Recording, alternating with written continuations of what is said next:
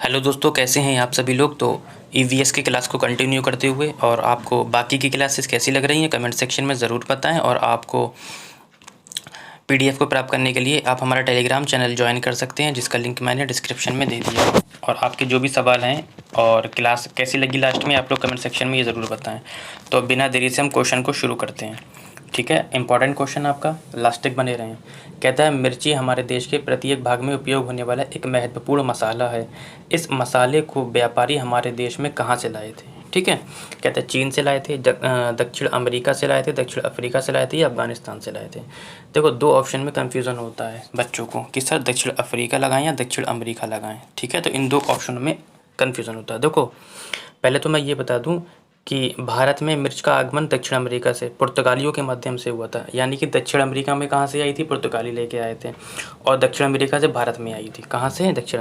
अच्छा, मिर्च का जन्म स्थान दक्षिण अमेरिका है, ये ध्यान रखें आप लोग। क्या है, दक्षिण अमेरिका है। ठीक है, ना कि अफ्रीका है, जहाँ से ये पूरे विश्व में फैल गई। अच्छा, मिर्ची का जो तीखापन होता है किसके कारण होता है, कैप्सेसिन के कारण होता है। किसके कारण होता है, यहाँ पे लिख देता हूँ मैं आपका, कैप्सेसिन के कारण होता है। किसके कारण होता है तीखापन, कैप्सेसिन के कारण होता है। मिर्ची का लाल रंग किसके कारण होता है, ये भी कैप्सेसिन के कारण ही होता है। और मिर्च खाने से विटामिन ए प्राप्त होता है। कौन सा विटामिन प्राप्त होता है मिर्च खाने से, तो मिर्च खाने से विटामिन ए प्राप्त होता है। ठीक है, तो एक क्वेश्चन और आपके 4 से 5 सवाल एक क्वेश्चन में कंप्लीट हो गए हैं। ठीक, आगे बढ़ते हैं क्वेश्चन नंबर 122 की ओर। अच्छा, क्वेश्चन कई बार बता चुका हूँ और ट्रिक के माध्यम से बताया था, तो आज एक बार फिर से ट्रिक के माध्यम से इस क्वेश्चन को बताते हैं, जो आप कभी नहीं भूलेंगे। जो हमारे पुराने बच्चे हैं उन्हें अच्छे से याद हो गया होगा। कहता है कि उस पक्षी का नाम बताइए जिसकी आंखें मानवों की तरफ, सामने की तरफ होती हैं। अच्छा, ये वो क्वेश्चन नहीं है। ठीक है, तो सामने की तरफ किसकी होती हैं, उल्लू की होती हैं। किसकी होती हैं, उल्लू की आंखें मानवों की तरफ सामने की तरफ होती हैं। ठीक है। अच्छा, गिद्ध और बाज और चील के बारे में कुछ बताना है। ये मानव की तुलना में कितनी दिखती हैं, तो इसकी एक ट्रिक है। क्या ट्रिक बताई थी, मैंने बोला था कि चील, गिद्ध और बाज के पैर प्लस आंखें को ऐड कर दो। आपको क्या बताया था मैंने कि चील, गिद्ध, बाज के कितने पैर होते हैं, 2 पैर होते हैं। आंखें कितनी होती हैं, 2 होती हैं। यानी कि 2 और 2 4 हो गए।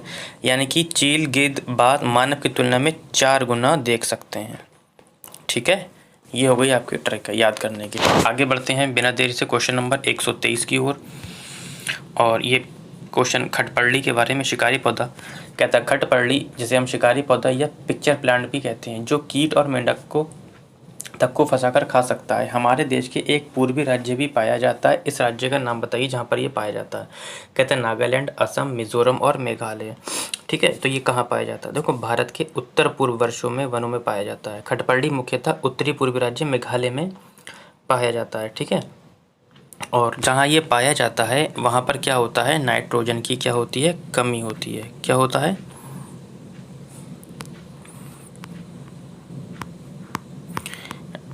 नाइट्रोजन की कमी होती है। ठीक है, तो जहाँ पर ये पाया जाता है वहाँ पर क्या होता है, नाइट्रोजन की क्या होती है, कमी होती है। इसलिए कि नाइट्रोजन की चीज़ को पूरा करने के लिए ये इसलिए कीटों को पकड़कर पोषण प्राप्त करता है। ठीक है, आगे बढ़ते हैं। ये भी एक नया क्वेश्चन और अच्छा क्वेश्चन है और ये इम्पोर्टेंट भी है आपका। ठीक है, क्या है ये, इम्पोर्टेंट है। कहता है छऊ नृत्य किस राज्य के सामान्य लोगों का नृत्य है। अभी तक आपने सारे नृत्य सुने होंगे, छऊ नृत्य नहीं सुना होगा, हो सकता है ये इस बार आ जाए। कहता है छऊ नृत्य उत्तर प्रदेश का है, छत्तीसगढ़ में, असम में या मिजोरम में। तो छऊ नृत्य कहाँ होता है, ये होता है आपका छत्तीसगढ़ में। कहाँ होता है, छत्तीसगढ़ में होता है। ठीक है, तो ये लोक नृत्य है वहाँ का। इसके अतिरिक्त ये नृत्य पश्चिम बंगाल में भी बनाया जाता है, बिहार, झारखंड तथा उड़ीसा में भी प्रचलित है।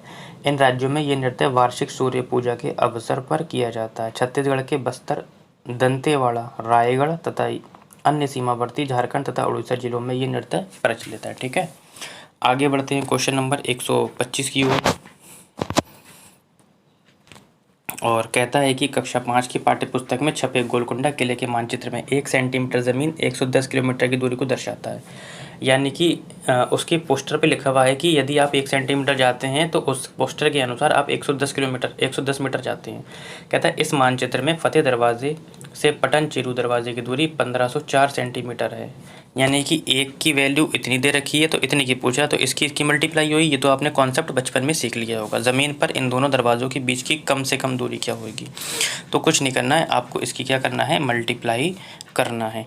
ठीक है, एक की वैल्यू कितनी है, 110 मीटर है, तो 15.4 की वैल्यू कितनी होगी, तो 15.4 की वैल्यू गुणा 110। ठीक है, तो आपका ऑप्शन हो जाएगा 1.694 किलोमीटर। ठीक है, क्योंकि किलोमीटर में है आंसर, तो आपको पहले ये आंसर जो आएगा आपका मीटर में आएगा, आप इसको फिर क्या करेंगे, किलोमीटर में चेंज कर लेंगे। ठीक है, आगे बढ़ते हैं।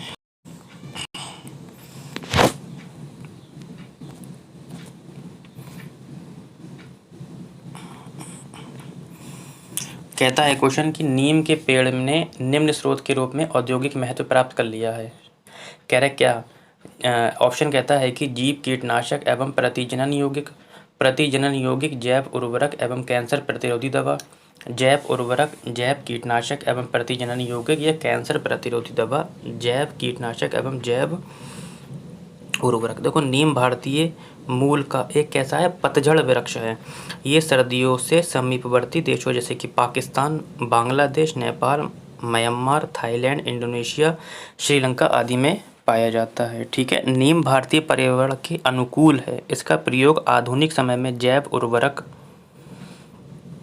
जैव कीटनाशक एवं प्रतिजन यौगिक के रूप में प्रयोग किया जाता है। यानी कि ऑप्शन नंबर आपका 3 हो जाएगा। आगे बढ़ते हैं क्वेश्चन नंबर 127 की ओर, और ये क्वेश्चन अच्छा क्वेश्चन है। ठीक है, कहता है कि नीचे दिए गए आरेख में बर्फ रेखा को प्रदर्शित करने वाला अक्षर बताइए। कहता है घास, झाड़ियाँ, वृक्ष, और सब में A, B, C इस तरीके से आपको दे रखा है। तो बर्फ रेखा को प्रदर्शित करने वाला अक्षर क्या होगा आपका, ए होगा। क्यों ए क्यों होगा, क्योंकि जहाँ बर्फ लाइन रेखा का क्षेत्र होता है वहाँ वनस्पति के रूप में घास एवं झाड़ियाँ होती हैं, है ना। तो घास और झाड़ियाँ यहाँ पर हैं। देखो, एक ये है घास और ये है झाड़ियाँ, और उन दोनों को कवर कौन करा हुआ है आपका, ये ए। फिर से समझ लीजिए, बर्फ रेखा को प्रदर्शित करने वाला अक्षर हमारा ए हो जाएगा। ठीक है, क्यों हो जाएगा ये समझ लीजिए, क्योंकि जहाँ पर बर्फ लाइन रेखा का क्षेत्र होता है वहाँ वनस्पति के रूप में घास एवं झाड़ियाँ होती हैं। वृक्ष वहाँ पर बहुत कम मात्रा में पाए जाते हैं। तो जहाँ पर वृक्ष होगा वो वाला ऑप्शन तो होगा नहीं। यानी कि वृक्ष अपना किस वाले में है, इस वाले में है। तो इसमें सी भी आ रहा है, बी भी आ रहा है, डी भी आ रहा है, तो हमें ये नहीं लेना है, हमें लेना है ए। ऑप्शन नंबर आपका ए हो जाएगा। ठीक है, आगे बढ़ते हैं। क्वेश्चन नंबर हम 128 की ओर, कूट से संबंधित आपका ये क्वेश्चन।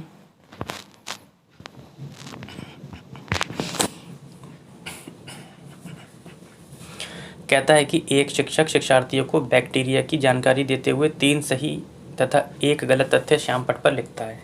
यानी कि बच्चों को बैक्टीरिया के बारे में वो जानकारी दे रहा है, और करता क्या है कि 3 तो सही लिखता है तथा 1 गलत तथ्य श्यामपट्ट पर नोट कर देता है। कहता है ये एक कोशिकीय जीव होता है। ये अपनी कोशिकाओं को 2 भागों में विभक्त कर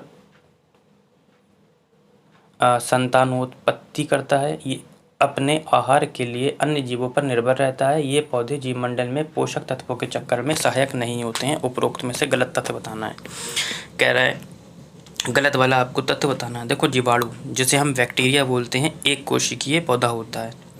कैसा होता है, एक कोशिकीय पौधा होता है। ठीक है, ये वाला ऑप्शन आपका ठीक है। इसका आकार कुछ मिलीमीटर तक ही होता है। इनकी आकृति गोल या मुक्त चक्राकार से लेकर छड़ आदि आकार की हो सकती है। ये अकेंद्रित कोशिका भित्ति युक्त एक कोशिकीय सरल जीव हैं जो प्रायः सर्वत्र पाए जाते हैं। ये पौधे जीवमंडल में पोषक तत्वों के चक्कर में सहायक होते हैं। ठीक है, तो यानी कि हमसे पूछा कि कौन सा उपरोक्त कौन सा गलत है, तो ये भी ठीक है आपका, ये भी ठीक है आपका। ये वाला ऑप्शन जो है गलत हो जाएगा। यानी कि ऑप्शन हो जाएगा आपका 4। ठीक है, ये अपने आहार के लिए अन्य जीवों पर निर्भर होता है, ये ठीक है। ये अपनी कोशिका को 2 भागों में विभक्त कर लेता है, बिल्कुल ये भी ठीक है। ये एक कोशिकीय जीव होता है, ये भी ठीक है। ठीक है, आगे बढ़ते हैं सेकंड लास्ट क्वेश्चन की ओर। और आज का सेकंड लास्ट क्वेश्चन कहता है कि क्लोरीनीकरण पानी को शुद्ध करने का एक प्रक्रम है। क्लोरीन की रोगाणुनाशी क्रिया का मुख्य कारण क्या होगा। कहता है पानी में क्लोरीन मिलाए जाने पर हाइड्रोक्लोरिक अम्ल बनना, पानी में क्लोरीन मिलाए जाने पर हाइड्रोक्लोरस अम्ल का बनना, पानी में क्लोरीन मिलाए जाने पर नवजात ऑक्सीजन का बनना, या कहता है कि पानी में क्लोरीन मिलाए जाने पर हाइड्रोजन का बनना। तो क्लोरीनीकरण एक प्रभावी क्या है, ऑक्सीकारक है। पूरे विश्व में पानी को शुद्ध करने के लिए क्लोरीनीकरण अच्छा माध्यम है, यानी कि पानी में क्लोरीन को मिलाए जाने पर हाइड्रोक्लोरस अम्ल का निर्माण होता है और इससे पानी क्या हो जाता है, हमारा शुद्ध हो जाता है। यानी कि ऑप्शन नंबर आपका ए हो जाए, सॉरी हाइड्रोक्लोरिक है, ये हाइड्रोक्लोरस होना चाहिए, ये आ गया आपका ऑप्शन। हाइड्रोक्लोरिक नहीं होगा बेटा, पानी में क्लोरीन मिलाए जाने पर हाइड्रोक्लोरस अम्ल का बनना। देखो मैंने हल्की सी देख नहीं पाया और मुझसे मिस्टेक हुई, तो आप भी ये गलती कभी ना करें जैसे कि मुझसे अभी हो गई। मैंने जल्दी में पढ़ा हाइड्रोक्लोरिक देख लिया और जल्दी से ऐसे लगा दिया, लेकिन होगा क्या, हाइड्रोक्लोरस अम्ल होगा। ठीक है, आगे बढ़ते हैं। आज के सेशन का लास्ट क्वेश्चन जो आपका ऊँट के संबंधित एक क्वेश्चन है। कहता है कि ऊँट के पैर सामान्यतः लंबे पाए जाते हैं। ये बिल्कुल करेक्ट स्टेटमेंट है। कह रहा है क्योंकि वहाँ ऊंचे वृक्ष होते हैं इसलिए, क्योंकि उनका शरीर रेत के गर्मी से दूर रहे इसलिए, या क्योंकि वहाँ गर्मी बहुत अधिक होती है, या क्योंकि वे रेत में चलते हैं। देखो ऊँट के पैर सामान्यतः लंबे पाए जाते हैं, सभी को पता है, ताकि उनका शरीर रेत के गर्मी से दूर रहे। ठीक है, क्या ऑप्शन नंबर आपका हो जाएगा, उनका वहाँ की गर्मी बहुत अधिक होती है, उनका शरीर रेत की गर्मी से क्या रहे, दूर रहे। ठीक है, तो आज के लिए इतना ही।